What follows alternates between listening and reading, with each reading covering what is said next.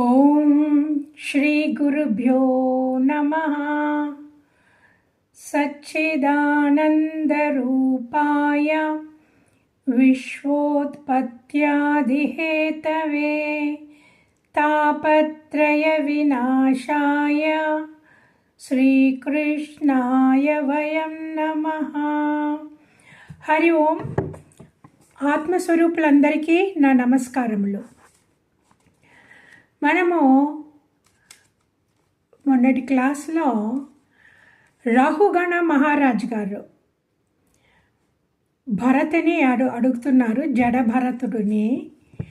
మహాత్మా, నాకు తెలియలేదు, నువ్వేదో పల్లకి మోసేవాడివి అనుకున్నాను, కానీ నువ్వు మాట్లాడడం చూస్తే నువ్వు మహాజ్ఞానివి. నాకు ఆత్మజ్ఞానం ప్రసాదించండి. నేను కపిలాశ్రమానికి వెళుతున్నాను ఆత్మజ్ఞానం కోసము. భగవంతుడే మిమ్మల్ని పంపించాడు. సో మీరు నాకు ఆత్మజ్ఞానం ప్రసాదించండి, నేను తప్పు చేశాను అని భరతుడు జడభరతుడి కాళ్ళ మీద పడి క్షమాపణ కోరుకున్నారు. అప్పుడు కోరుకొని అన్నారు, మహాత్మా, మీరు అన్నారు కదా, మీరు అడిగారు, ఈ శరీరాన్ని నువ్వు దెబ్బలాడేది ఈ శరీరాన్న శ్రమ పడుతున్నది అన్నావే, అది శరీరాన్న లేకపోతే ఆత్మనా అని అడిగారు కదా. అప్పుడు నాకు ఈ సంశయం వచ్చింది. ఎందుకంటే ఈ వ్యవహారము మన అనుభవంలో వస్తుంది, బట్ అలాగే సత్యం కూడా అనుభవంలోకి రావాలి కదా. ఇప్పుడు కుండ ఉన్నది, ఆ కుండని మీరు మిథ్యా మిథ్యా అంటే అది ఎలాగ మిథ్యా అవుతుంది? మనకి నీళ్లు కావాలి అంటే కుండలోంచి నీళ్లు తీసుకుంటాము. సో నీళ్ళని కుండలో పెట్టుకొని ఒక చోటు నుంచి ఇంకొక చోటుకి తీసుకెళ్తాము. అప్పుడు కుండ మిథ్య అని ఎలాగంటారు? ఒకవేళ ఆ కుండలో ఏమైనా చేయాలా అంటే కుండని పొయ్యి మీద పెడతాము, ఆ అగ్నికి కుండ వేడెక్కుతుంది, ఆ కుండ వేడికి నీళ్లు కూడా వేడెక్కుతాయి, ఆ నీటి వేడికి బియ్యం ఉడికి అన్నం అవుతుంది కదా. అలాంటప్పుడు ఈ శరీరానికి శ్రమిస్తే ఆ కష్టము అది ఎలాగా ఆత్మకి అంటుకోదు? చూడండి ఎంత ప్రొఫౌండ్ క్వశ్చన్ అడిగారు రాహుగణ మహారాజు. ఆయనకి కొంచెం జ్ఞానం ఉన్నది, ఎందుకంటే ఆయన మహాభక్తుడు, ముముక్షువు. ఆయన వెళుతూ ఉన్నారన్నమాట ఈ కపిలాశ్రమానికి నేర్చుకోవడానికి. సో అందువల్ల ఆయనకి కొంచెం తెలిసింది.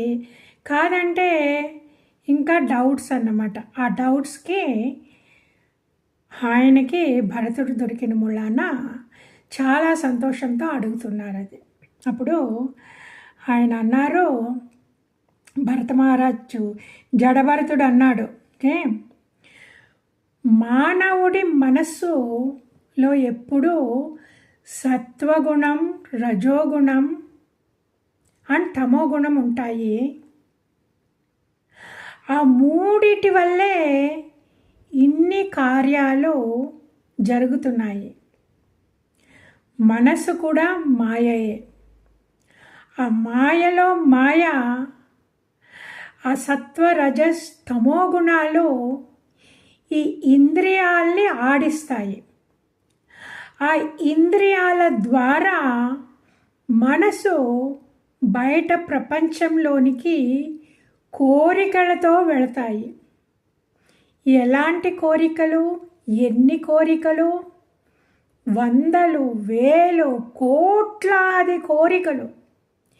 ఇన్ని కోరికలతోటి మనసు బయటికి వెళ్ళిపోతుంది. కానీ ఈ మనస్సుకి వ్యవహరించే శక్తిని ఇచ్చేది పరమాత్మ, సాక్షి చైతన్యం. ఆ సాక్షి చైతన్యం ఈ శరీరంలో ఉన్నప్పుడు క్షేత్రజ్ఞుడు అంటారు. ఈ శరీరాన్ని క్షేత్రం అంటారు. ఆ చైతన్యం, ఆ పవర్, ఆ ఎలక్ట్రిసిటీ, దాన్ని క్షేత్రజ్ఞుడు అంటారన్నమాట. ఇప్పుడు ఈ మనసు ఈ ఇంద్రియాల ద్వారా ఈ శరీరం, స్థూల శరీరంతో అనుభవించడానికి బయటికి వెళుతుంది. అదే జాగ్రత్త అవస్థ. ఈ జాగ్రత్త అవస్థ, మన వేకింగ్ స్టేట్లో మన ఇంద్రియాలన్నీ పనిచేస్తాయి. ఈ శరీరంతో, ఈ స్థూల శరీరంతో, మనకి కనబడి శరీరంతో ఈ లోకంలో పని చేస్తుంది. ఏం పని చేస్తుంది? వెతుక్కుంటుంది. ఈ ప్రపంచమంతా తిరిగి తిరిగి తిరిగి వెతుక్కుంటుంది. ఏం వెతుక్కుంటుంది? సుఖాన్ని, సంతోషాన్ని, ధనాన్ని, ఇవన్నిటినీ వెతుక్కుంటూ ఇక తిరుగుతూనే ఉంటుంది. ఒక కోరిక తర్వాత ఒక కోరిక, ఒక కోరిక తర్వాత ఒక కోరిక. ఇంకా కోరికలకి ఆపు అనేది లేదన్నమాట. వెతుక్కుంటూ వెతుక్కుంటూ వెతుక్కుంటూ ఇక్కడ కాకపోతే అక్కడ, అక్కడ కాకపోతే అక్కడ అని వెతుక్కుంటూ ఉంటుందన్నమాట. ఏదేదో ఆశలు. సో ఇవన్నీ స్థూల శరీరంతో ఈ శరీరం పనిచేస్తుంది. ఇప్పుడు సూక్ష్మ శరీరం అంటే ఏంటి? మనస్సు. వట్టి మనసు ఈ శరీరానికి కాకుండా తను మటుకు ఎలాగ పనిచేస్తుంది అంటే, మనం నిద్రపోతాం కదా. మనం నిద్రపోయినప్పుడు ఆ స్వప్నంలో మనం ఎన్నెన్నో చూస్తాము. ఎక్కడో పార్కుకి వెళ్ళినప్పుడు చూస్తాము, లేకపోతే కారులో ఎక్కడో విహరించడానికి వెళ్ళినట్టు చూస్తాము, లేకపోతే ఏదో పెద్ద పులి వచ్చేసినట్టు చూస్తాము. ఇవన్నీ మనం చూస్తాము. అవన్నీ బయట ఉన్నాయా? నిద్రలో ఉన్నప్పుడు ఏదో పులి కనబడ్డాదనుకోండి మన స్వప్నంలో, కానీ ఆ గదిలో పులి లేదు. కానీ ఆ స్వప్నం ఆ పులిని నిజంగా చూపిస్తుంది. ఆ నిజం అని ఎలాగంటే గుండెదడ వచ్చేస్తుంది. మనం మంచం మీదే పడుకుంటాము, కానీ గుండె దడ దడ దడ అని కొట్టుకుంటుంది, చెమటలు పోసేస్తుంది. వెంటనే మనం లేచిపోతాము. ఇప్పుడు ఆ పులి ఎక్కడున్నది? మన మనస్సులో ఉన్నది ఆ పులి. ఓకే, మనం ఎందుకు పులిని చూసాము? ఎందుకు ఏదో ఒక తెలియని జంతువుని ఎందుకు చూడలేదు? ఎందుకంటే మనము జాగ్రత్త అవస్థలో ఉన్నప్పుడు మనం పులిని చూసేము, పావురాన్ని చూసేము, ఏదో అందమైన బృందావనాలను చూసేము, గార్డెన్స్ని చూసేము, పర్వతాలు చూసేము. మన మనసు హత్తుకున్నది, మన మనసుకు చాలా ఇష్టమయ్యింది, లేకపోతే మన మనసుకు చాలా భయపడిపోయాము. సో ఆ భయాలు, ఆ కోరికలు ఆ మనసులో ఉంటాయన్నమాట. ఇప్పుడు మనము యాక్టివ్గా పనిచేసి శరీరం శ్రమించి మనం నిద్రపోయినప్పుడు శరీరం ఏమో ఆ మంచం మీదే ఉంటుంది, కానీ మనసు ఇంకా యాక్టివ్గా ఉంటుంది. శరీరం ఏం పనిచేయట్లేదు, శుభ్రంగా పడుకుంది, కదలకుండా పడుకుంది. కానీ మనసు వెంటనే ఆఫ్ అయిపోదన్నమాట. రైట్? ఇప్పుడు కార్ ఇంజిన్ ఆఫ్ చేసేయమంటే టక్కన ఆఫ్ అవ్వదు కదా, మెల్లగా అవుతుంది కదా. థర్డ్ గియర్ నుంచి సెకండ్ గియర్, సెకండ్ నుంచి ఫస్ట్ గియరు, ఆ తర్వాత న్యూట్రల్. అలాగే మన మనస్సు కూడా మనము జాగ్రత్త అవస్థలో ఉన్నప్పుడు, మేలుకొని ఉన్నప్పుడు ఏ గియర్లో ఉన్నదో అది మెల్లగా స్టాప్ అవుతుందన్నమాట. ఆ స్టాప్ అయ్యే టైంలో అది కొంచెం కొంచెంగా ఆ స్పీడ్ తగ్గుతుంది కదా. ఆ స్పీడ్ తగ్గే టైంలో మన మనస్సులో ఏదేదో ఇంప్రెషన్స్ ఉంటాయన్నమాట. నాకు ఐస్ క్రీమ్ తినాలని ఉండాలి, వెళ్ళాలనుకుంటున్నాము, కానీ ఇప్పుడు ఏదో ఫోన్ కాల్ వచ్చింది, వేరే ఎక్కడికో వెళ్ళాలా అని ఆ ఐస్ క్రీమ్ మానేస్తారు కదా. అది ఒక 2 రోజుల తర్వాత ఆ ఐస్ క్రీము మన స్వప్నంలో వచ్చే అవకాశం ఉంది. అలాగే మనము ఏమనుకున్నామో అవన్నీ తీరకపోయినాయి, ఎప్పుడెప్పుడో ఎంతెంత కాలం నుంచో తీరకుండానే ఉన్న మన ఆశలు సబ్కాన్షియస్లో ఉంటాయి. అవి స్వప్నావస్థలో వస్తాయన్నమాట. ఆ మనస్సు స్లో డౌన్ అవ్వడానికి ముందు ఇవన్నీ పైకి వస్తాయి. ఏంటి, ఈ పిక్చర్స్ అన్నీ పైకి వస్తాయన్నమాట. ఆ పైకి వచ్చినప్పుడు కన్ఫ్యూషన్, అందుకే మిక్స్ అయిపోతాయి. ఓకే, ఆ తర్వాత మనం నిద్రపోయేటప్పుడు మనకి ఈ స్థూల శరీరం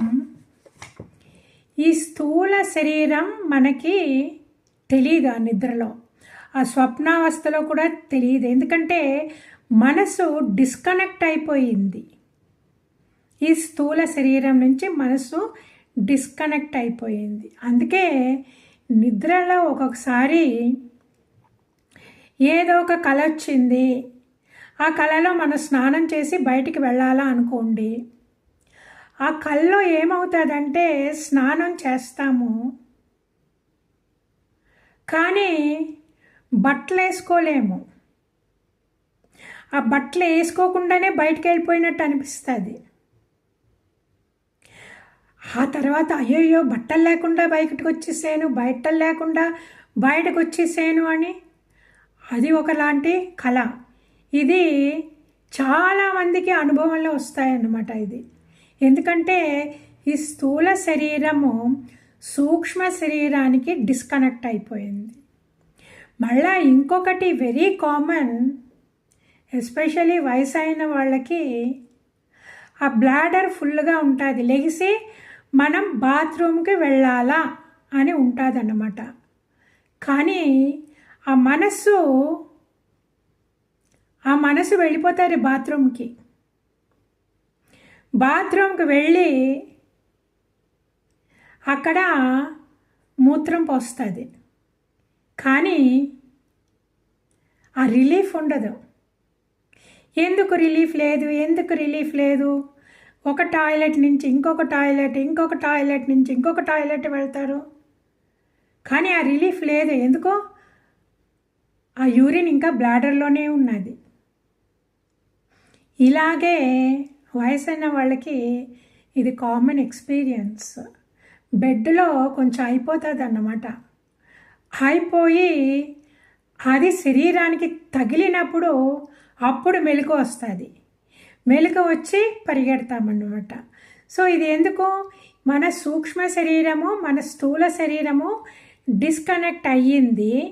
ఆ వయసు అయిపోయిన వాళ్ళకి ఆ బ్లాడర్ స్ఫింక్టర్కి ఆ స్ట్రెంగ్త్ ఉండదు, దాన్ని ఆపుకుండే శక్తి ఉండదు. ప్లస్ కన్ఫ్యూషన్, ఆ స్వప్నంలో నువ్వు టాయిలెట్లోనే ఉన్నావు అని చూపిస్తుంది. ఆ స్వప్నంలో నువ్వు స్నానం అయిపోయింది, మనం బయటికి వెళ్ళిపోవచ్చు, నువ్వు వెళ్ళిపోవని బయటికి వెళ్ళిపోతుంది అన్నమాట. బయటికి వెళ్ళిపోయి కానీ శరీరం ఇక్కడే పడుకుంది. మనసు ఆ సూక్ష్మ శరీరం బయటికి వెళ్ళిపోయి అయ్యయ్యో బట్టలు లేకుండా బయటకు వచ్చేసాను అని ఇవన్నీ మాయ, ఎంతెంతో మాయ. ఈ మాయని సృష్టించేది ఎవరు? భగవంతుడు సృష్టించాడు. ఆ మాయలో మాయ మనస్సు. ఓకే, మాయలో మాయ మనసు ఇంకా ఏదేదో సృష్టించుకొని అక్కడికి ఇక్కడికి ఈ పంచేంద్రియాల ద్వారా బయటికి పరిగెట్టి ఎంతో కష్టపడిపోతుంది. కానీ ఎంత కష్టపడినా సరే దానికి జ్ఞానం ఉండదు. ఇంకా వెతుక్కుంటూ బయటికి పరిగెడతానే ఉంటుంది. ఆ వెతుక్కోవడంలో ఎన్నెన్నో కష్టాలు పడుతుంది. ఆ కష్టాలు ఇంకలా కంటిన్యూ అవుతూనే ఉంటాయి. అది ఎప్పుడు ఆ కష్టాలు ఆగుతాయి అంటే జ్ఞానం వచ్చినప్పుడు. జ్ఞానం రావాలా? ఏంటి ఇంతకాలం నేను ఏదో సుఖ సంతోషాల కోసం పరిగెడుతూనే ఉన్నాను. స్కూల్లో ఉన్నప్పుడు అది లేదు ఇది లేదు, తర్వాత ఉద్యోగం ఉన్నప్పుడు వచ్చింది, కానీ నాకని లేదు, అంతా ఇంట్లో వాళ్ళకే పోయింది. నా శరీరాన్ని సుఖపెట్టి సమయమే లేదు. జీవుడు పరిగెడతాడు ఇలాగే. దేనికి పరిగెడతాడు? నివాస స్థలం చేసుకోవడానికి, ధనం ఆర్జించడానికి, ఆరోగ్యానికి. ఇలాగ జీవుడు పరిగెడతానే ఉంటాడు. కానీ దానికి అంతు అనేది లేదు. నిజమేనా? ఇల్లు కొనాలా, కొనేటప్పుడు ఇంకా మంచి ఏరియాలో కొనాలా, మంచిగా ఉండేది కొనాలా, మంచి ఫ్లోరింగ్ వేయించాలా. ఇవన్నీ ఖర్చులు ఎక్కువైపోతూనే ఉంటాయి. లోన్లు తీసుకొని కట్టాలా. ఓకే, నివాస స్థలం కోసం జీవుడు ఇంత కష్టపడతాడు. ఇప్పుడు ఆ నివాస స్థలంలో కూర్చున్నాక భోజనం ఉండాలా? ఆ తిండికి నీటికి దానికోసం పరిగెడతాడా? ఖర్చు అయిపోతుందా? మళ్ళా ధనం కోసం పరిగెడతాడా? అది చాలదా? ఆ రోగాలు వస్తాయా? భార్య పుత్రుల్ని పోషించాలా? ఆ మధ్యలో వ్యాపారంలో నష్టం వస్తుందా? ఆ నష్టం లేకుండా చేస్తే కూడా ఎవరో ఒకళ్ళు దొంగలు వచ్చి ఎత్తుకుపోతారా? ఇవన్నీ ఎందుకు? మన మనస్సులో ఉన్న ఆలోచనల వల్ల. మన ఆలోచనలు ఎలాగా దేని మీద ఆధారపడి ఉన్నాయి? మన సత్వము, రజస్సు, తమో గుణాల మీద. సత్వగుణంలో ఉన్నవాడికి ఒకసారి లేకపోతే ఇంకొకసారి కొంచెం వివేకం వస్తుంది. ఇది ఏంటి ఇంతకాలం పరిగెడుతున్నాను, నాకంటూ సుఖం అనేదే లేదు, 50-60 ఏళ్ళు వచ్చేసినాయి, ఇంకా సెటిల్ అవ్వలేదు, నేను సెటిల్ అవ్వలేదు, నా పిల్లల్ని సెటిల్ అవ్వలేదు, నాకు అని సెక్యూరిటీ లేదు అని శోకిస్తుంది మనసు. ఎందుకు? మమకారం, రాగం, నాకు అది కావాలా, ఇది కావాలా, కోరికల మీద కోరికలు. ఆ మధ్యలో వెళ్ళి ఎవరినో అతుక్కుంటుంది. మనకి జ్ఞాపకం ఉంది కదా పురంజనుడి కథ. పురంజనిని చూసి పడిపోయాడు. ఇంకా పడిపోయాక ఏమైంది? ఆ పురంజనుడు ఆవిడికి దాసుడైపోయి ఆవిడ కోరికల్ని తీర్చలేకపోయాడు. అలాగే మనసు ఆ జీవుడు మన ఈ శరీరంలో ప్రవేశించిన జీవుడు ఏంటి? ఈ పరమాత్మలో అంశము, స్పేస్. లోపలికి వెళ్ళి లోపల మనసు ఉన్నది, ఆ మనసుని గట్టిగా పట్టుకుంటాడు. జీవుడు పురంజనుడు. కానీ జీవుడు తన నిజస్వరూపం మర్చిపోయాడు. తన నిజస్వరూపం ఏంటి? పరమాత్మ. పరమాత్మలో ఒక అంశము. అది వదిలి ఈ మనస్సుని పట్టుకొని పురంజని అని ఆడదాన్ని పట్టుకొని ఆ మనస్సుని పట్టుకొని తాదాత్మ్యమైపోయి ఇంకా మనసు అటేపు ఇటేపు తిరుగుతూనే ఉంటుంది. ఆ తిరిగి మనస్సుకి శాంతి అని ఉండదు. తెలుసు కదా, మనకి ఎన్నెన్నో ఆలోచనలు, ఆ ఆలోచన ఈ ఆలోచనల మనిషికి ఎప్పుడు ఆలోచనలు ఎక్కువ ఉంటాయో వాళ్ళకి శాంతి అనేది ఉండదు. 100% నో శాంతి.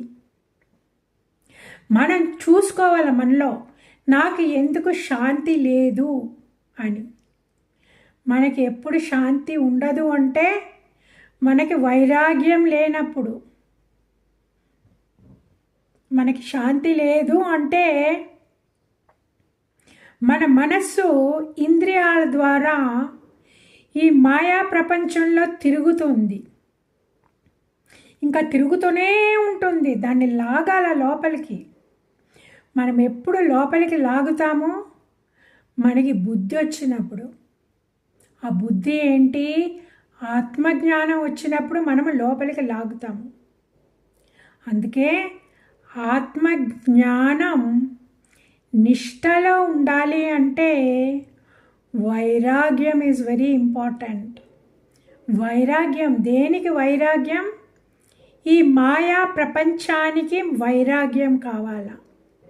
ఈ మాయా ప్రపంచము అంటే మనకి వైరాగ్యం ఉండాలా. ఆ మనసుకి వైరాగ్యం ఉండాలా. ఆ మనస్సులో ఈ ఆలోచన రావాలా. నేను అనేది అహంకారము.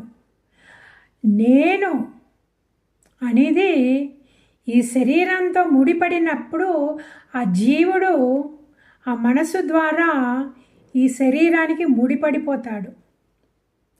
ముడిపడిపోయి మనస్సు చెప్పినట్టు ఆడుతాడు. మనస్సు చెప్పేది అది కావాలా, ఇది కావాలా, ఇది కావాలా అనేసి. మనకి ఎప్పుడు ఆత్మజ్ఞానం వస్తుందో అప్పుడు తెలుస్తుంది మన మనస్సులో కోరికలు ఉండే వరకు నాకు విషాదం తప్పదు. నేను కోరికలు ఎప్పుడు పడేస్తాను. మనం కోరికలు ఎప్పుడు పడేస్తామో మనకి జ్ఞానం వచ్చినప్పుడు. ఈ కోరికలు నాకు సుఖం చూపిస్తాదే కానీ నాకు సుఖం అనేది ఇవ్వదు. నాకు పరమాత్ముడే కావాలా అని ఈ మాయా ప్రపంచాన్ని వదిలేసి పరమాత్ముడి వైపు మనసు లోపలికి ఎప్పుడు తిరుగుతాదో లోపలికి తిరిగి ఆ వెలుగుని చూస్తాదో అప్పుడు కొంచెం కొంచెంగా మనశ్శాంతి లభిస్తుంది. ఆ వైరాగ్యం రానంత వరకు మనసు కష్టపడుతూనే ఉంటుంది. అలాగే చనిపోతే ఆ జీవుడు అంటే జీవాత్మ ప్లస్ ద మనస్సు, అదే జీవ బండిల్ అన్నమాట. ఆ బండిల్ జీవ అండ్ మనస్సు. ఆ మనస్సులో కోరికలు ఉన్నాయి కదా, ఇది శరీరంలోంచి బయటకు వచ్చేస్తుంది అన్నమాట. ఎలాగొస్తుంది? కంట్లోంచి వచ్చేస్తుంది, లేకపోతే నోట్లోంచి వస్తుంది, లేకపోతే గుద ద్వారం ద్వారా బయటకు వచ్చేస్తుంది అన్నమాట. ఆ రంధ్రాల్లోంచి బయటికి వచ్చిన జీవుడు అంటే శరీరానికి గట్టిగా అట్టి పట్టుకున్న జీవుడు అన్నమాట. ఈ శరీరం వదిలి ఇంకొక శరీరంలోకి పడిపోతాడు. ఎందుకు? ఆకలి, ఆకలి, ఆకలి, దాహం. అందువల్ల అక్కడ ఉన్న శరీరాల్లోకి ఇమీడియట్లీ హీ ఎంటర్స్. అందుకే చెప్తారు మహాత్ములు,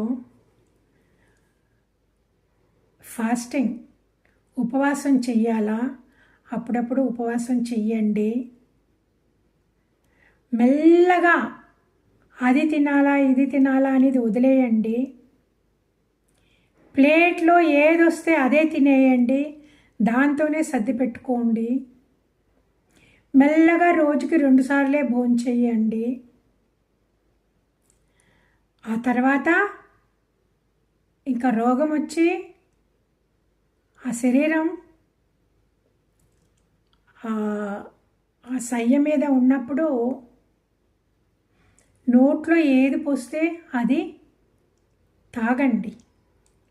కానీ నాకు అది కావాలా, నాకు కాఫీ తాగాలని ఉంది, టీ తాగాలనుంది,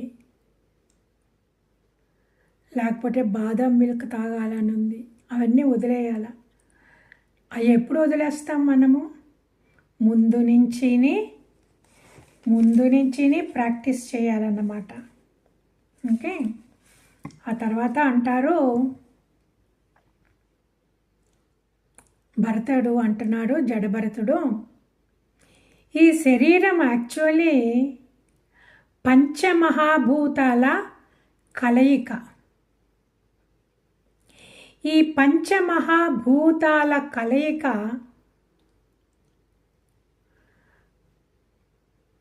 ఈ ఆహారం వల్లనే ఎదుగుతుంది. ఈ కలయికనే ఒక నామరూపాన్ని వేసి ఆ నామరూపం, అన్ని నామరూపాలు పంచమహాభూతాల కలయికలు. మనకి జ్ఞానం ఉండాల. ఆ జ్ఞానం ఎలాగొస్తుంది? అది ఈ పంచమహాభూతాల కలయిక మనం చూసేదే నామరూపాలు. కానీ ఇంకా అలాగ సూక్ష్మంగా వెళ్ళిపోయేము అంటే అవన్నీ ప్రకంపనలు. ఈ బ్రహ్మాండంలో ఉండేది ప్రకంపనలు. ఆ ప్రకంపనలు ఒక్కొక్కసారి ఒక్కొక్కలాంటి ప్రకంపనలు అవి స్థూలం, కొంచెంగా స్థూలం అవుతుందంటే యాటమ్స్. ఆ యాటమ్స్ అన్నీ, ఆ అణువులన్నీ ఒకటిగా చేరుకొని అలాగ ఒక్కొక్క రకంగా చేరుకొని ఇన్ని నామరూపాలు అయినాయి అన్నారన్నమాట. అని రాజా, నువ్వేదో అనుకుంటున్నావు, ఈ శరీరం మట్టి ముద్ద. నువ్వు రాజు అనుకుని పల్లకి ఎక్కి ఆ బోయవాడిని పల్లకిని మోయిస్తున్నావు. కానీ సభలో కూర్చొని నేను ప్రజల్ని చూసుకుంటున్నాను అంటున్నావు. ఇక్కడేమో మనుషుల మీద ఎక్కి నువ్వు మహారాజువి అని వెళుతున్నావు. ఆ బోయవాడి భుజాల మీద వెళుతున్నావు. వాడు సరిగ్గా వెళ్ళకపోతే నువ్వు శిక్షిస్తున్నావు. నువ్వు క్రూరుడవు. కానీ సభలో ఏమంటున్నావు?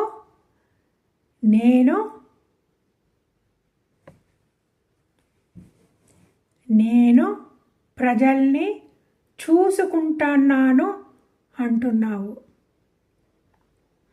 ఈ పృథివీ మీద నడిచేది ఈ శరీరం, ఈ పంచమహాభూతాలతో కూడుకున్న మట్టి ముద్ద. పాదాలు, కాళ్ళు, తొడలు, తర్వాత నడుము, కడుపు, ఛాతీ, భుజాలు, ఆ భుజాల మీద నీ పల్లకి, వాళ్ళ భుజాల మీద ఒక తల, మెదడు, కళ్ళు, పంచ జ్ఞానేంద్రియాలు ఇవన్నీ ఉన్న ఒక బొమ్మ. ఈ నామరూపాలన్నీ పృథివీతో చేసిన ఆ మట్టి ముద్దతో చేసిన పదార్థాలు ఈ శరీరాలు, ఈ కనబడి శరీరాలు. ఆ శరీరాలను చూసి చిన్నది, పెద్దది, లావుగా ఉంది, ధనికుడను, పామరుడను అని అనేక రకాలుగా చూస్తున్నాడు. కానీ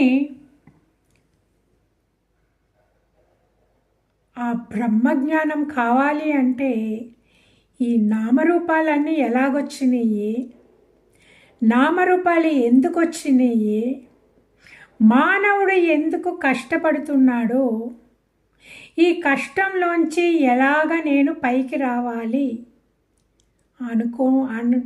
అని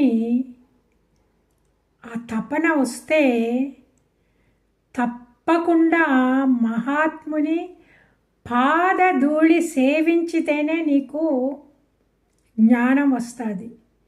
జ్ఞానం వేదాధ్యయనం వల్ల కాదు, యజ్ఞ యాగాది క్రతువుల వల్ల కాదు, దానాల వల్ల కాదు, వికలాంగుల సేవ వల్ల కాదు,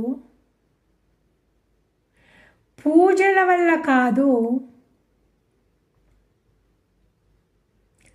ఆత్మజ్ఞానం వచ్చేదే మహాత్ముని ఎప్పుడు సేవిస్తావో, మహాత్ముడి పదాలు, ఆయన చెప్పిన పదాలు ఎప్పుడు శ్రద్ధగా పట్టుకుంటావో, ఆయనతోనే ఎప్పుడు ఉంటావో, ఎప్పుడు ఈ ప్రాపంచిక విషయాల మీద వైరాగ్యం అలవాటు చేసుకుంటావో అప్పుడే మహారాజా నీకు ఆత్మజ్ఞానం లభిస్తుంది.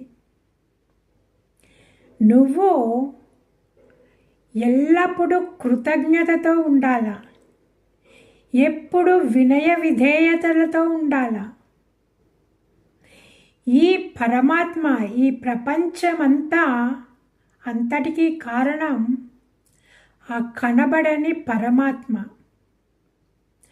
ఆ పరమాత్మయే అన్ని మట్టి ముద్దలు, ఈ అన్ని మట్టి బొమ్మలలోకి ప్రవేశించి వాళ్ళ అంతఃకరణము ద్వారా మట్టి ముద్దలలోకి ప్రవేశించి ఆడిస్తుంది. మహారాజా, నువ్వు అన్నిటిలో ఉన్న పరమాత్మని జ్ఞానం ద్వారా మొదట నీలో దర్శించు. నీలో దర్శించిన తర్వాత ఆ పరమాత్మని అందరిలో దర్శించి అందరినీ పరమాత్మ వలె భావించు. ఇది నీకు సాధు సాంగత్యం వలనే దొరుకుతుంది. వేరే విధంలో నీకు దొరకదు. ఎందుకు? సాధువులు ఎల్లప్పుడూ శాస్త్ర జ్ఞానం, భగవంతుని లీలల గురించే మాట్లాడుతూ ఉంటారు. వాళ్ళు ఎప్పుడూ భగవంతుణ్ణి కీర్తిస్తూ ఉంటారు, భగవంతుని కథలు వింటూ ఉంటారు. ఇలాగా వింటూ వింటూ వింటూ వింటూ నీ బుద్ధిలోని మాలిన్యము తొలగి పవిత్రమవుతుంది. నీ మనస్సు ఎప్పుడు పవిత్రం అవుతుందో అప్పుడు ఇంద్రియ సుఖం కోరదు. ఈ మాయా ప్రపంచంలో అడుగు పెట్టాలనుకోదు. ఎప్పుడూ ఎల్లప్పుడూ తనలోనే తన దగ్గరగా ఉండి భగవంతుణ్ణి ఆత్మను స్వయం ప్రకాశక ఆత్మను ఆస్వాదించడం మొదలు పెడుతుందో అప్పుడే నీకు శాంతి లభిస్తుంది. అప్పుడే నువ్వు ఆత్మజ్ఞాన నిష్టలో ఉండగలవు. అప్పుడే నువ్వు పరమపదమును చేరుకోగలవు అని చెప్పారన్నమాట. చెప్పాక ఆయన అన్నారు, ఆ రఘుగణ మహారాజుకి చాలా సంతోషమైంది. చాలా సంతోషమై అన్నారు, మహానుభావ, మీరు సాక్షాత్ భగవంతుడు ఈ శరీరంలో మాకు సామాన్య మానవుల వలె కనిపిస్తున్నారు. మీరు సాక్షాత్ భగవంతుడు. మీకు ఈ శరీరానికి ఏమీ సంబంధం లేదు. కానీ మా కోసము ఈ శరీరంలో మాకు ఆత్మజ్ఞానం ఇవ్వడానికి ఇలాగా సామాన్య బ్రాహ్మణుడి వలె కనబడుతున్నారు అని చెప్పి ఆయన అన్నారు. చూసారా, ఈ మాట పట్టుకోండి. ఈ మాట ఏమన్నారు? మీరు సాక్షాత్ భగవంతుడు, ఈ శరీరానికి మీకు ఏమి సంబంధం లేదు అనేసి, అందుకే శరీరాన్ని త్యజించేరు అన్నారు. ఎందుకు? ఆయన బట్టలు లేవు, ఏమీ లేవు కదా. ఇప్పుడు శరీర అభిమానం ఉంటే ఆయన ఏదో ఒక పంచో ఒక షర్టో వేసుకొని లేకపోతే కండువా వేసుకొని ఉండేవారు. కానీ ఆయనకి శరీరంతో సంబంధం లేదు. అందుకే ఆయన ఎప్పుడు ఆత్మనిష్టలో ఉన్నారు, జడభరతుడు. ఆ విషయాన్ని రఘుగణ మహారాజు ఎత్తి చెప్పారు. చూడండి, ఎందుకు ఆయనకి ముందే కొంచెం జ్ఞానం ఉన్నది. ఆ తర్వాత జడభరతుడు చెప్పిన జ్ఞానాన్ని పట్టుకొని ఆయన చక్కగా విన్నారు. చక్కగా విని దిస్ ఇంపార్టెంట్ పాయింట్, మీరు ఏంటి భగవంతుడు, వాట్ ఈజ్ భగవంతుడు? స్వయం ప్రకాశక ఆత్మ, సర్వవ్యాపకుడు, సర్వాంతర్యామి అన్నారు ఆయన. ఆ మహారాజు అన్నారు, నీవు భగవంతుడవు, సర్వవ్యాపకుడవు, సర్వాంతర్యామివి. జ్ఞానం వచ్చింది ఆయనకి. వెలుగు, స్వయం ప్రకాశక ఆత్మ. ఆ స్వయం ప్రకాశక ఆత్మ ఎక్కడుంది? అన్ని చోట్లనే ఉన్నది.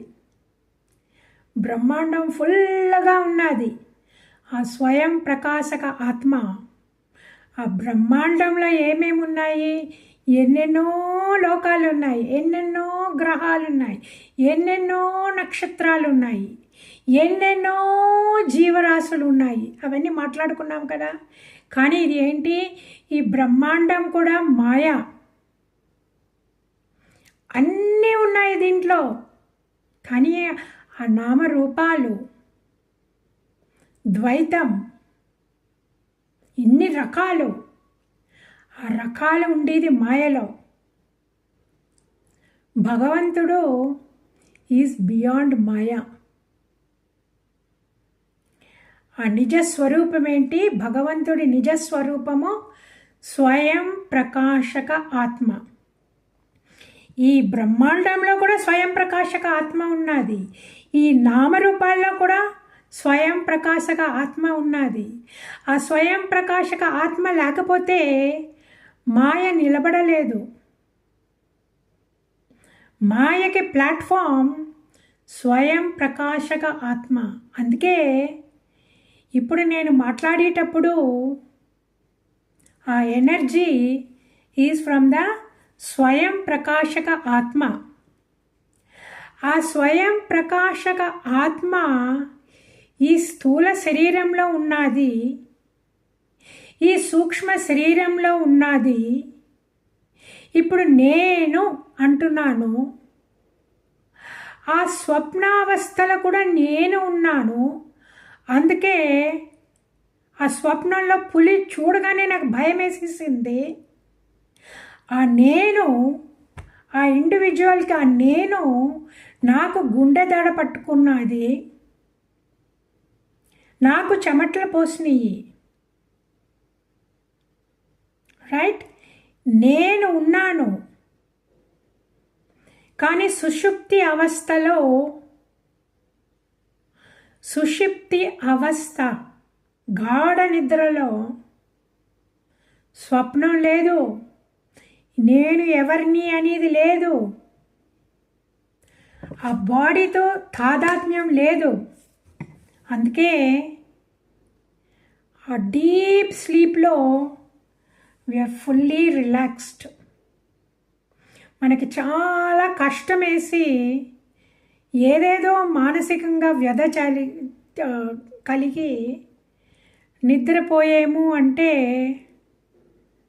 ఆ నిద్రపోయాక మనం చాలా రిలాక్స్ అవుతాము. ఎందుకంటే మనము ఈ స్థూల శరీరం సూక్ష్మ శరీరంతో ఆ ఆత్మ ఆ అహంకారం డిస్కనెక్ట్ అయ్యింది. ఓకే, గాఢ నిద్ర. అందుకే మనం లెగిసాక అబ్బా నాకు బాగా నిద్ర పట్టింది, ఒళ్ళు తెలియకుండా నిద్రపోయాను, నా అలసట చాలా తగ్గింది అంటారు. ఆ మాట అంటారు చూడండి, ఒళ్ళు తెలియకుండా నిద్రపోయాము. మనకి ప్రాబ్లం ఎప్పుడు వస్తుంది? ఒళ్ళుతోటి ఐడెంటిఫికేషన్ ఉన్నప్పుడు, నేను అని ఐడెంటిఫికేషన్ ఉన్నప్పుడు, గాఢ నిద్రలో ఉన్నప్పుడు అబ్బా ఎంత బాగుంటుందంటే. అందుకే పొద్దుల్లో టైం అయిపోయింది నువ్వు ట్రైన్కి వెళ్ళాలా అని లేపితే మనకి లెగాలనిపించదు. ఎందుకంటే ఆ గాఢ నిద్ర అంత సుఖంగా ఉంటుంది. ఆ గాఢ నిద్రలోంచి లెగ్గానే మెల్లమెల్లగా అన్నీ జ్ఞాపకం వస్తాయి. అయ్యో ఇవాళ అది చెయ్యాలా, ఈ ఆఫీస్కి వెళ్ళాలా, ఈ పేపర్లు చెయ్యాలా, ఇంట్లో పాలవాడికి డబ్బులు ఇవ్వాలా, ఒక్కొక్కటిగా వచ్చేసి మన తల ఫుల్ అయిపోతుంది అన్నమాట. ఈ విషయాలు ఆ విషయాలని. అప్పుడు ఏమనిపిస్తుంది మనకు? That is how we feel tired. అందుకే జీవన్ముక్తులు అంటారు. జీవన్ముక్త స్టేట్ ఎలాగ ఉంటుంది అని ఎవరో అడిగితే అన్నారు, గాఢ నిద్రలో ఉన్నప్పుడు నేను ఎవరు అని తెలియదు, కానీ జీవన్ముక్తుడికి తెలుస్తుందంట. అంత రిలాక్స్డ్ స్టేట్, ఆ రిలాక్స్డ్ స్టేట్లో ఉంటుంది. ఆయనకి తెలుస్తుంది ఈ మనస్సు నిద్రపోతుంది అని. ఈ శరీరం మంచం మీద పడుకుంది, ఈ మనస్సు నిద్రపోతుంది. ఆ స్టేట్లో ఉంటారంత జీవన్ముక్తులు. ఎందుకంటే వాళ్ళు ఆత్మలో రమిస్తూ ఉంటారు. It's a deep relaxed state. ఆ డీప్ స్లీప్ స్టేట్ చాలా బాగుంది అని మనం లెగిసాక చెప్తాము. మనం నిద్రలో ఉన్నప్పుడు మనం చెప్పము, మనకి తెలియదు. కానీ జీవన్ముక్తుడికి ఆ డీప్ రిలాక్స్డ్ స్టేట్ కళ్ళు తెరిచినప్పుడు కూడా తెలుస్తుంది అన్నమాట. వాళ్ళకి ఏదైనా కష్టం జరిగితే కూడా వాళ్ళ టెన్షన్లో ఉండరు, ఎందుకంటే వాళ్ళకి ఆ స్టేట్కి వెళ్ళిపోయారు. ఆ స్టేట్ ఎలాగంటే అండి, ప్రతి అణువు మన శరీరంలో ఉండి ప్రతి అణువు ఇలాగా ముడుచుకొని ఉన్నదన్నమాట. ప్రతి అణువు ముడుచుకొని ఉన్నది. ఒక్కొక్క అణువులోనే ఒక్కొక్క జ్ఞాపకం. ఏంటి జ్ఞాపకాలు? కోట్ల జన్మల్లోంచి పేరుకున్న సంస్కారాలు ఒక్కొక్క దాంట్లోనే ఉన్నదన్నమాట. అందుకే కదా మనము నిద్రలో కానీ డీప్ మెడిటేషన్లో మనం మెడిటేషన్ చేసినప్పుడు కానీ ఒక్కొక్కటి పైకి వస్తుంది, మనకు తెలియకుండానే వస్తాయి అన్నమాట. పైకి అన్నీ ఉన్నాయి లోపల అన్నమాట. అందుకే ప్రాణాయామ చేసినప్పుడు ఆ ప్రాణాయామ చేసేటప్పుడు మనం ఫాలో అవ్వాలి. ఈ కాలంలో ఏమైందంటే ప్రాణాయామ ఒక మెకానికల్ ప్రాసెస్ అయిపోయింది. మనం కరెక్ట్గా మనం ప్రాణాయామ చేసేటప్పుడు మన మనస్సు మన లోపల పెట్టేము అంటే మెల్లమెల్లగా ఈ డార్క్ ఏరియాస్, ముడుచుకున్న ఏరియాస్ ఉన్నాయి చూసారా, అది ఓపెన్ అవుతాయి అన్నమాట. మల్లె పువ్వులు ఓపెన్ అయినట్టు మల్లె పువ్వులాగా ఓపెన్ అవుతుంది. ఆ మల్లె పువ్వులాగా ఓపెన్ అయిందే ఒక్కొక్క సెల్లు ఓపెన్ అయిపోయిందంటే ఇంకా పాత జ్ఞాపకాలు పడిపోతాయి. ఆ సంస్కారాలు అలాగే మెల్లమెల్లగా పడిపోతాయి అన్నమాట. అందుకే జ్ఞాననిష్టలో ఉండాలంటే ప్రాణాయామ ఈజ్ వెరీ ఇంపార్టెంట్.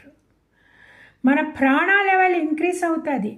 ప్రతి అణువులో ప్రాణ లెవెల్ ఇంక్రీజ్ అవ్వాలా, లేకపోతే ఆ రోజు చెప్పినట్లు ముడుచుకుపోయిన బెలూన్ లాగా, కొలాప్స్డ్ బెలూన్ లాగా ఇలాగ ముడుచుకుంటుంది అన్నమాట.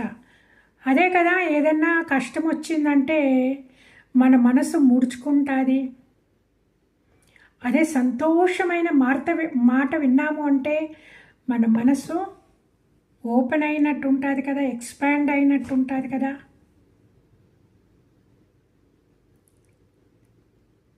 అది రావాలా, మనం ఆ లెవెల్లో ఉండాలా. మనం మన సంసారంలో ఎన్నెన్నో జరుగుతూనే ఉంటాయి. ఈ మధ్యలో కూడా మనము మన నిజస్వరూపంలో ఉండాలా అంటే, జ్ఞాన నిష్టలో ఉండాలంటే వైరాగ్యంతో పాటు ఆ ప్రాణాయామ ఉంటేనే మన మనసు ప్యూరిఫై అవుతుంది. ఓకే, మన కోరికలు పోవాలా, 100% పోవాలా. ఇవంతా మిథ్య. అయ్యో నా పిల్లలు నా రెస్పాన్సిబిలిటీ అనుకుని మన శరీరాన్ని రెస్పాన్సిబిలిటీ తీసుకోనివ్వండి, కానీ మనసు భగవంతుని అక్కడ కూర్చోపెట్టాలా. పాదాలు నేను మొన్న స్లైడ్ కూడా పంపించాను. రమణ మహర్షి గారు పాదాలు చెప్పారు. భగవంతుడు పాదాలు ఏంటి, భక్తితోటి, ప్రియమైన భక్తితోటి, ప్రేమ భక్తితోటి పట్టుకున్నాము అంటే ఇంకా మన ప్రాబ్లమ్స్ తీరిపోతాయి. భగవంతుడే అక్కడే అస్తమానం ఉన్నాడంటే మనం ఈ శరీరం వదిలినప్పుడు మనకి రాగద్వేషాలు ఏమి ఉండవు మనసులో. ఆ ప్రేమ ఉంటుందంటే భగవంతుడి మీద ప్రేమ భక్తి గట్టిగా పట్టుకోవాలి మనము. భగవంతుడి కాళ్ళలో పాదాల్లో మనము కరిగిపోవాలా, లేకపోతే ఇంకో శరీరం వచ్చేస్తుంది మనకి. Okay, don't take it easy. మనం ఎంట్రన్స్ ఎగ్జామ్కి వెళ్తున్నాము. మన పరీక్ష మన డెత్ బెడ్లో. ఇది అపశకునం కాదు. మనమందరికీ 100% గ్యారంటీ, వేరే ఏది గ్యారంటీలు లేవు. ఇది మటుకు గ్యారంటీ. ఈ గ్యారంటీని మనం సక్సెస్ఫుల్గా ఎదిరించాల. మనం ఇప్పుడే భగవంతుడి కాళ్ళు పట్టుకొని ఎప్పుడు జపం చేసుకొని మనసులో ఎప్పుడు ఎవరన్నా మనల్ని చెడ్డగా చెప్తే కూడా అది దులిపేసుకొని వాళ్ళ కోసం, వాళ్ళ మనసు కోసం, వాళ్ళ వృద్ధి కోసం ప్రార్థన చేసేము అంటే అది దైవీ సంపత్తి. మన శత్రువుల్ని కూడా మనము ఆశీర్వదిస్తున్నాము అంటే అది దైవీ సంపత్తి. అందుకని శత్రువుల దగ్గరికి వెళ్ళి కూర్చోమని అనట్లేదు. అక్కడ అది కూర్చున్నామంటే మనం కింద పడిపోతాము. అదే కదా ఇంతకుముందు క్లాసుల్లో అది చెప్పారు, కూర్చోకూడదు. మనం కూర్చోవలసింది సత్సంగంలో. ఎప్పుడు మా రాజు ఈ భరతుడు కూడా చెప్పారు, జడ భరతుడు కూడా చెప్పారు, సాధు సాంగత్యం వల్లనే నీకు పరమశాంతి లభిస్తుంది, జ్ఞాననిష్ట లభిస్తుంది అని. ఈ మాట మనం ఎన్నిసార్లు విన్నామండి ఈ భాగవతంలో? వింటూనే ఉన్నాం కదా. ఎందుకు వ్యాస మహర్షులు వారు చెప్పిందే చెప్పి చెప్పారు. మనము అంత బేగా పట్టుకోము. మాయ లాగేస్తుంది మనల్ని. నా పిల్లలు, నా మనవలు, నా ఇల్లు మనసు లాగేస్తుంది. మనము చాలా కేర్ఫుల్గా ఉండాలండి. ఎంత కేర్ఫుల్గా ఉండాలి అంటే ఆ భయం ఉండాలా లోపల. అయ్యో, నేను చనిపోయేటప్పుడు నా భగవంతుడు మనసులో లేకపోతే ఎలాగా?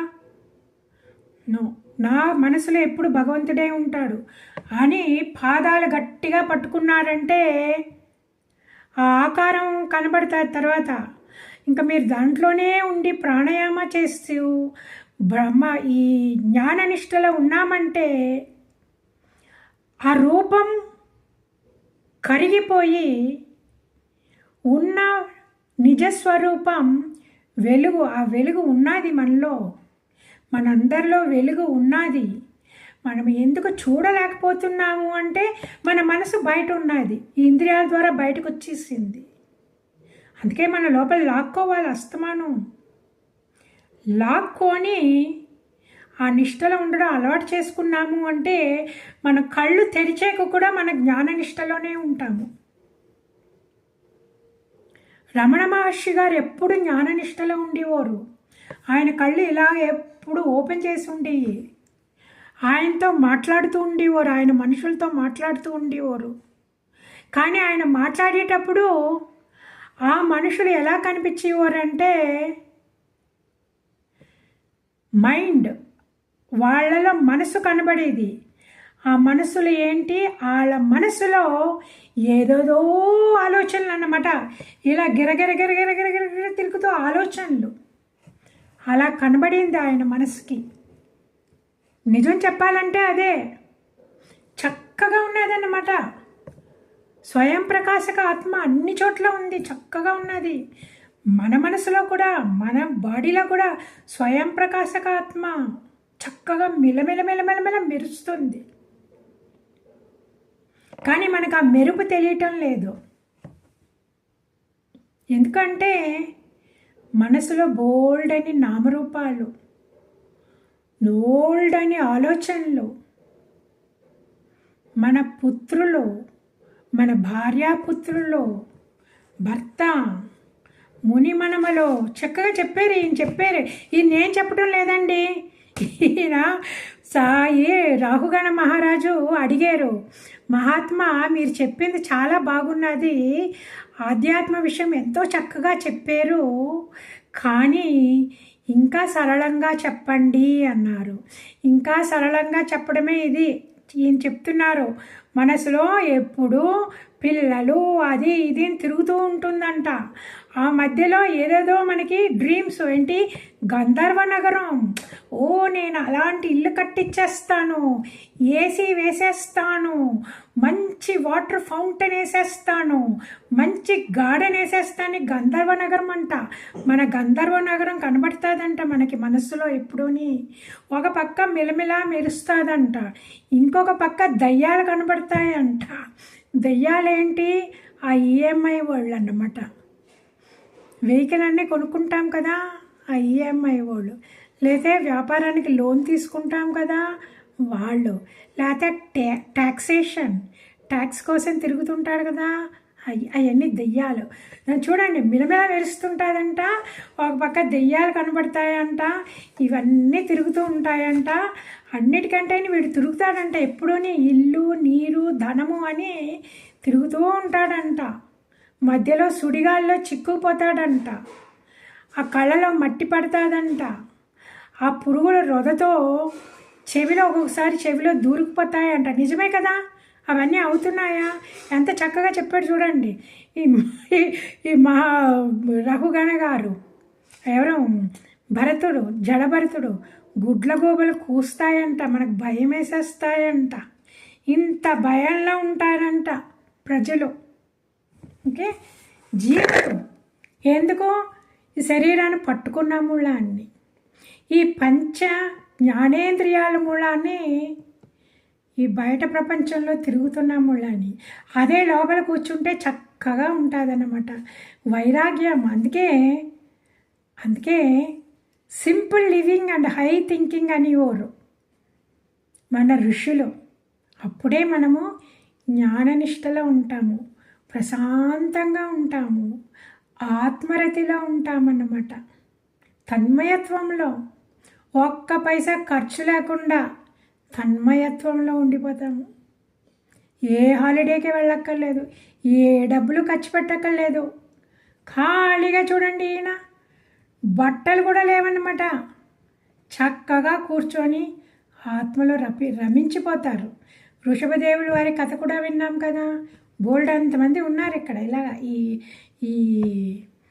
ఈ భాగవతంలో మనకంతా చూపించడానికి. చూడండి, మీకు ఏమీ అక్కర్లేదండి, ఈ శరీరం కూడా అక్కర్లేదు. ఆ మనసు కావాల్సింది మనసు ఒక్కటే. ఆ మనసు ఎలాంటి మనసు? ప్రేమ భక్తితోటి నిండిపోయిన మనసు ఉంటే చాలు, ఇంకేమీ అక్కర్లేదు మీకు, భగవంతుడితో కలిసిపోతావు అనేసి.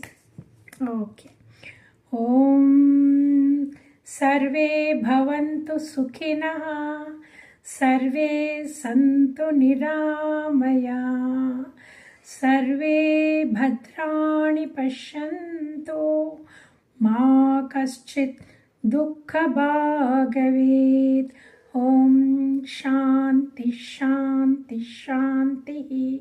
హరి ఓం. శ్రీ గురుభ్యో నమః. హరి ఓం.